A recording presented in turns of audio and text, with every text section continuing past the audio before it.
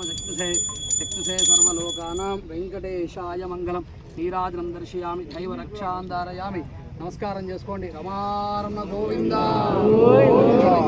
दैव रक्षां धारयामि मम रक्षां धारयामि इति सकलेन रक्षाः अत देवतार्जुनः गो देवता पूजां च कर्म करिष्ये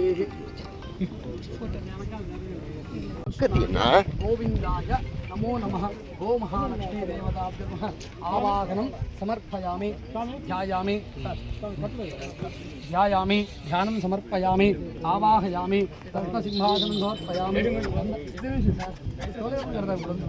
गंधान् धारयामि हरिद्राचूर्ण कुंकुम सिंधूरं समर्पयामि अलंकरणार्थम् अक्षतान् समर्पयामि पुष्पमालिकान् समर्पयामि नाम पूजां च कर्म करिष्ये देवताभ्यो नमः केशवाय नमः नारायणाय नमः माधवाय नमः गोविंदाय नमः विष्णुवे नमः मधुसूदनाय नमः त्रिविक्रमाय नमः वामनाय नमः श्रीधराय नमः ऋषिकेशाय नमः पद्मनाभाय नमः श्रीहरये नमः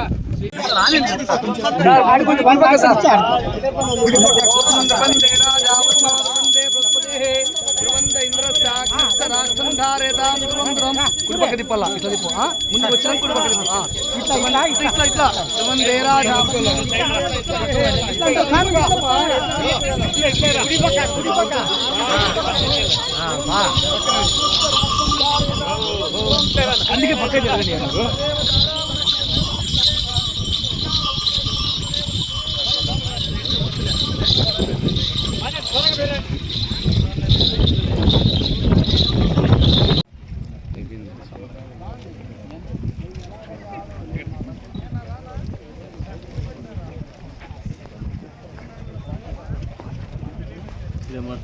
మాట్లాడదాం सामने अभी बैनर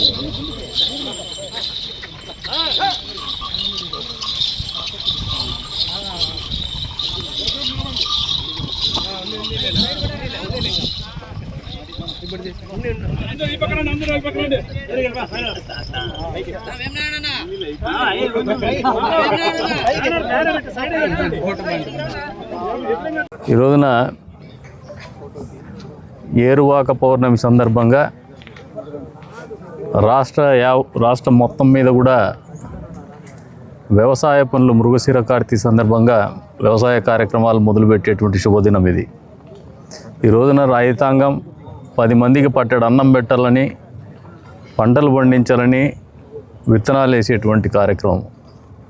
ఈ రోజున అధికారంలో ఉన్నటువంటి కూటమి ప్రభుత్వం అన్నదాత సుఖీభవ కింద రైతాంగానికి ఏదైతే అవసరం ఉందో 4 రూపాయల డబ్బులు బయట నుంచి తెచ్చుకోకుండా వాళ్ళ అకౌంట్లోకి ఏరువాక పౌర్ణం కంటే ముందే వాళ్ళ అకౌంట్లో డబ్బు జమ చేసినటువంటి పరిస్థితులు ఈ ప్రభుత్వం యొక్క ఆలోచన విధానం రైతాంగం గురించి స్పష్టంగా తెలియజేసేటువంటి పరిస్థితులు. విత్తనకాయల పంపిణీ కార్యక్రమం కూడా వారం రోజుల ముందే జరపడం జరిగింది మన నియోజకవర్గంలో కూడా. వేరుశెనక్కాయ విత్తనాలు, అంతే స్థాయిలో కందులు కూడా. అదే కాకుండా ఎరువులు కూడా అన్ని రకాలుగా రైతులకు అందుబాటులోకి తీసుకొస్తున్నాం. దాంతోపాటు ఈ రోజున ఎల్నినో ప్రభావం ఉంది, వర్షాభావ పరిస్థితులు ఉన్నాయి. వాటిని దృష్టిలో పెట్టుకొని పంటలు ఏ రకంగా, విత్తనాలు ఏ రకంగా వేసుకోవాలని చెప్పేసి విత్తన శుద్ధి చేసుకొని విత్తనాలు వేసుకోమని చెప్పేసి కూడా ప్రభుత్వం రైతాంగానికి సూచనలు ఇచ్చినటువంటి పరిస్థితి కూడా రైతాంగం పట్ల ఈ ప్రభుత్వానికి ఉన్నటువంటి చిత్తశుద్ధిని కూడా తెలియజేస్తుంది. ఏదైతే ఈ మహత్తరమైనటువంటి దినాన యావత్ రైతాంగం కూడా ఒక నమ్మకంతో భవిష్యత్తులో ఒక పంట పండించుకొని ఆర్థికంగా వాళ్ళకు 4 డబ్బులు రావడమే కాదు, సమాజానికి అన్నదాతగా ఉండాల్సినటువంటి పరిస్థితులను దృష్టిలో పెట్టుకొని 10 మందికి పట్టెడు అన్నం పెట్టాలనే ఆలోచనతో చేస్తున్నటువంటి బృహత్తరమైనటువంటి కార్యక్రమంలో అధికారులు కూడా, జిల్లా వ్యవసాయ అధికారులు కూడా భాగస్వాములైనారు. వాళ్ళకు కూడా రైతాంగంతో పాటు అభినందనలు, శుభాభినందనలు, శుభాకాంక్షలు తెలుపుతున్నాము.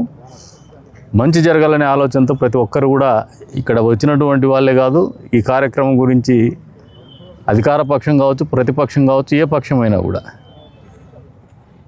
హృదయపూర్వకంగా రైతాంగానికి మద్దతుగా నిలిచేటువంటి పరిస్థితులు స్పష్టంగా తెలియజేస్తున్నాం.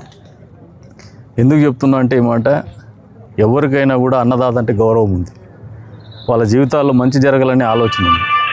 కష్టం చేసి ఇంతసేపు గొర్రు పడితే ఒక నిమిషం పడితేనే మనకు దాని కష్టం విలువ తెలుస్తుంది.